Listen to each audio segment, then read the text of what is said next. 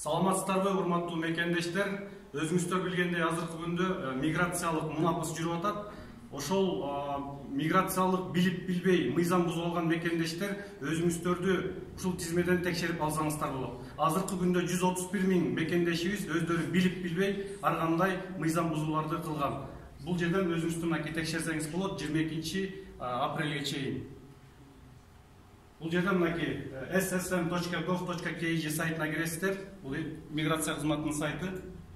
Бул жерде Государственная служба миграции при правительстве Кыргызстан Республики деп турат. Андан ылдый түшсөңүз мынакей узнать больше деген жери бар. Ушул жерди басасыз. Бул жерди басканда мына биринчи пунктта для граждан Кыргызской Республики, находящихся на территории Российской Федерации, имеющих нарушения деп турат. Андан кийин проверить